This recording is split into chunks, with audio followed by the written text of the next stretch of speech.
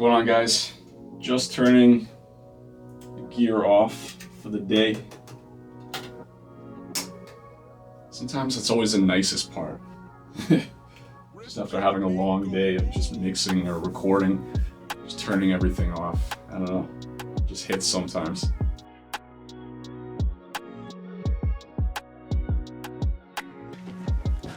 Now we're talking. Let's get down to business. I'm Ty Dinelli from Risk Engineering. Welcome to my channel. Today, I want to go down memory lane a little bit for you. I want to kind of discuss how I started out engineering and kind of the progression in between from starting in my mom's or my parents' basement up until the point that I'm at now. So I started engineering, like I said, in my parents' basement at maybe 16, 17, somewhere in that general ballpark range. I was just doing it for fun, recording with some buddies, making beats, that kind of thing. It was more of just a hobby at the time. Did that for a few years and realized I like doing this. Like, this is the only thing I really like doing in life. I hadn't gone to university or college or anything like that, and I just wanted to make music. So I started looking around at some schools or courses for like engineering, audio production, that kind of stuff. And I stumbled across this one in Toronto. I should mention that I grew up in Winnipeg, which is a province over, or city. It's a city, but Winnipeg, Manitoba is the province over from Ontario, for those that don't know. And I found this school and said, hey, maybe I can give this a try. It was just a 1-year course. It wasn't anything crazy. I said, yeah, I can probably do that. And packed up my bags and left. I moved to Toronto by myself. I had no friends here. I had no family, didn't know a soul. So at the start, it was a culture shock. It was such a different city than Winnipeg was. It was way bigger to start, so much busier.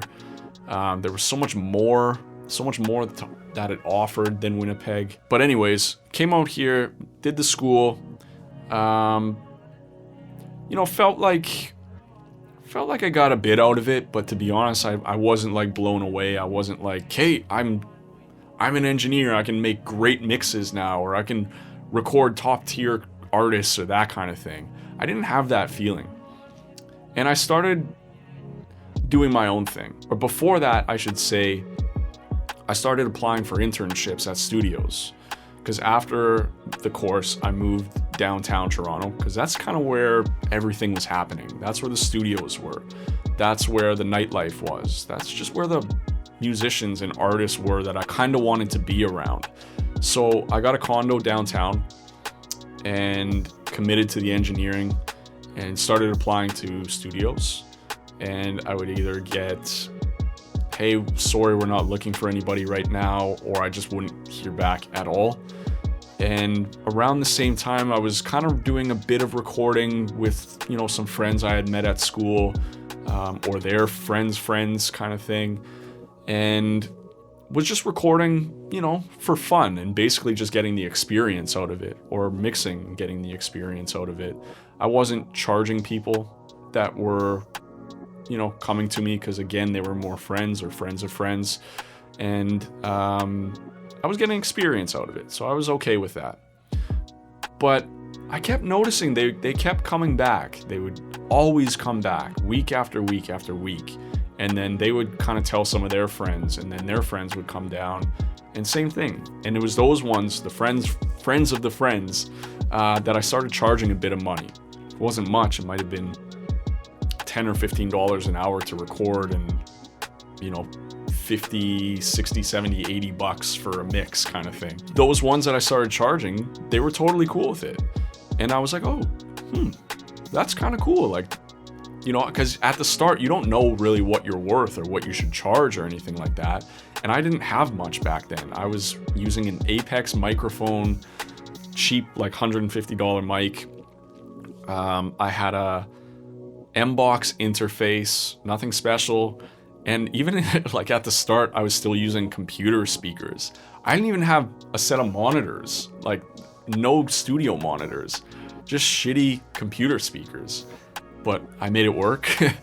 It was shortly after that I did end up getting some monitors. I got some Yamaha HS8s. But the point of that is to say you can make do with what you have. You don't always have to have the best stuff. Work with what you have and then build up to bigger and better. But anyways, so in that first year, I fully committed to it and I said, okay, I'm not hearing back from the studios. I'm just gonna try my own thing. If it works, great. If it doesn't, I'll figure something out. So I'd always work with people and say, hey, do you mind, like, this would be at the end of the session, I'd say, hey, do you mind, like, if you have any friends that are into music as well, can you tell them about me? And I'd love to have them in. I'm just trying to build up my business a bit. And they'd be like totally cool with it. Yeah, no problem, Ty. Well, I know a few people. I'll send them your way. And they would. And then so those people would come down. And I'd say the same thing to them at the end of the session. I'd say, hey, if you have any friends, tell them about me. I'd love to kind of work with whoever right now. And so things kind of started snowballing at that point in that first year. And I didn't have a side, I didn't have any other job. I said, if I want to do this right, I'm going to fully commit to it and just do engineering. So that whole first year kind of went like that. Friends of friends, recommendations, that kind of thing. And it's just kind of kept snowballing and snowballing. I was putting in a lot of long hours because I was trying to do the best work I possibly could for people back then. And looking back on it now, it probably was not great work because I wasn't all that experienced. But again, I did what I could at the time with the knowledge and experience I had. And I encourage you guys to do the same too. Like build into things. Don't just expect you're the best right off the bat. But anyways, so I did that and had a, I've got a post on this on my Instagram. And I should have looked at that before making this, but I think I made, like $18,000 that year, somewhere around there, ballpark range, in that first year of business. And I was like, yeah, it's my first year. It's a bit. At the time, my rent for my condo was $1,000 a month. So do the math. It didn't leave me with much left over after rent and other bills to pay. I was eating as cheaply as I possibly could. Thankfully, I've always liked to cook, so I saved money by cooking my own stuff, but just doing it very inexpensively. I would be drinking the cheapest beer I possibly could at the time. And there was a lot of times where I would tell friends that I had made out here, like, hey, they'd ask me to come out for drinks or dinners or whatever, or to go party or something like that. And I'd say, look, I can't, like, I need to focus on what I need to do here. I don't have the money to go out. So there were a lot of sacrifices that I had to make. And friends at the time that had regular jobs and they had steady money coming in were going on trips and that kind of stuff. And I couldn't do it that year. Even the first 2 or 3 years that I was in business, there was nothing I could really do outside of, my basic surroundings. That's something that I stress a lot to younger engineers or aspiring engineers, is that be ready to make some sacrifices, be ready to struggle, be ready to have some patience because you're going to need a hell of a lot of it, and just know that it will get better. You just have to stick to it at the end of the day. So anyways, my second year of business, I started really getting into social media. At the time, Facebook was kind of the biggest social media app or whatever. And I stumbled across this Facebook page that was called Toronto Rappers. I think a client of mine at the time had posted me or tagged me in a post of his song on Facebook in this Toronto Rappers page. And I clicked the page and instantly saw there was 50, 60, 70,000 people in this group. And I started just going through all the people. Like, it would, show their profile or their name and then a little bit about them or something like that. I can't even remember. But every one of them had said, like, hey, I'm a rapper, I'm a singer in their thing. Or I'd click their profile and they clearly are posting things about their music. And this light bulb went off in my head. And I just looked at that and I was like, wow, this is like the gold mine of clientele, right? And I started saying, Kate, here's what I'm gonna do. I'm gonna make this message. It's a generic kind of message, but I don't want it to come off as like spam. Because I hate when I get those kind of messages from people where you can tell they just copy and pasted a message, send it to 1,000 people or whatever, and it's just generic. There's no feeling behind it. So what I did was I still copy and pasted, like I typed up my own message, and I would go on this Facebook page, click on people, I'd go to their profile, I'd see links that they posted to their YouTube or their SoundCloud or whatever.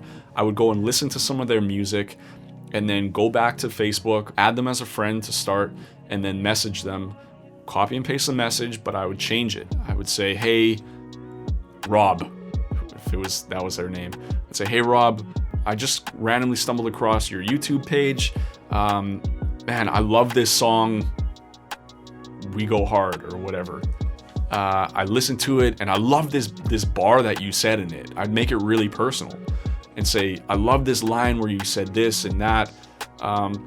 Love the song, or the video was fire, something like that, right? And then after that, I would say, look, I'm an engineer in Toronto, specifically recording and mixing. I just have a home studio. I would love to have you down sometime. If you want, come in for a free session. First one's on me. If you have a mix you need done, send me the stems and I'll mix it for you for free. First one's on the house kind of thing. And my mentality was, who's really gonna turn that down? Even if you don't know me, you have no clue who I am. I'm an engineer, you're an artist, I'm offering you free studio time or a free mix. Even if it doesn't work out, if you come down and you don't like me or you don't like my vibe or the room or the quality, you don't really lose anything, right? So to me, it was a no-brainer. People are going to just give it a try. And they did. I messaged tons of people. I had to carve out time in my day to actually message people because it took time. You had to like go and listen to their music and then customize the message a bit. And I had to do that for, I don't know, every day I would message like 50 people or something like that. So now on top of, recording for a few hours a day or whatever, mixing for 5 hours a day, now I was spending 3 hours a day messaging people on Facebook and that kind of thing. And I was also starting to post on my Instagram because I realized, look, social media, there's something here. There's something I can utilize. I don't exactly know how to use it, but I know I can use it to my advantage somehow. So there was plenty of hours throughout the day that I was kind of going on a social media hunt on top of just kind of regular engineering work I was doing. So I did that for my whole kind of second year. And at the end of the year, I think I doubled what I made from my first year. And again, if it was 18 or 20,000, second year I might have done 40 or something like that. And to me back then, that was a lot of money. And it might have even been my third year or something like that. I can't even remember, but second or third year where I doubled my sales from the year before. And yeah, I was stoked. I was like, wow, like I'm making a decent living from just making music with people. Like to me, that was like, my mind was blown. You know what I mean? I was not expecting that. And I remember my roommate at the time, I would say like, if I was used to making $1,500 a month or $2,000 a month, there might have been 1 month out of that year where I made $3,000 for the month. And I'd say like, oh man, Jay, like, man, I made 3 this month. Imagine I could just do that every single month. Like then I'd really be living. You know what I mean? And there's perspectives to all this. Anytime I talk about money, I understand that it might be a lot to someone, it might be nothing to somebody, but it's all perspective. So whenever I bring money into this, it is to help. It's just to show you and to explain what I've experienced personally. And I like to kind of be open and honest about that kind of stuff with you guys, because I think it does help. But yeah, I'd say like, man, imagine I could just do that $3,000 month every month. And then the next year, that was kind of the starting point. Like that's where it started. Like January was like 3,000 and the next month was around 3,000. It would always fluctuate a little bit, but And then I was like, and then I'd have a month where, you know, if I was used to maybe 3,000, I'd have a month where I did 4,000. I'd be like, damn, imagine I could do that every month now. And guess what happened the next year? That was the new norm. And then the years following that it just kind of kept growing and growing and growing, because I was on social media all the time. I was staying in people's face constantly, just being like, okay, if I'm always posting, the artists that follow me or that find my page, they're gonna remember me because I'm posting. I'm in their face all the time. When they think of hitting the studio, they're gonna think to come to me. That was my mentality, and that's how I really got into kind of the branding and just the persona of what I wanted to give off. And don't get me wrong, I've always just been me, you know what I mean? I've never tried to be anybody else or something that I'm not. I just stuck to a brand and like an aesthetic that worked for me. So I was always going hard on social media. That was number one. Number two, I was always messaging people on like that Facebook page, or I started doing it on Instagram and even Twitter as well. I would find people. Third thing, I was doing good work for people. That was probably one of the biggest things, or as best as I could at the time, I should say. Fourth thing was making sure that the clients that I had in would recommend me to some of their friends or people they knew. And lastly, I was just trying to be a good person. I think a lot of people don't think about that as much as they probably should. Because when you're in with an artist in a recording session, for instance, your vibe and how you carry yourself as just a person, forget the engineer, just as a person, is so important. I can't stress that enough. I'm gonna do a whole video on that too, of just like the vibe and how you should kind of act in a session with your clients and that kind of thing. But that part of it is so important, just to be a human and, you know, be kind to people, be assertive, make sure that your clients are getting everything that they need. All that kind of stuff is so important. So I think the combination of all those things together is what really makes a good engineer at the end of the day. And you don't have to be amazing at all of them right off the bat. You can kind of build into it and realize your strengths and realize your weaknesses and try to improve on those. So try to really kind of grasp those things as best you guys can and really just try to mold it into your own way. So I hope you guys got something out of this video. Lots more to come, trust me. Stay tuned for the next one, guys. Take care.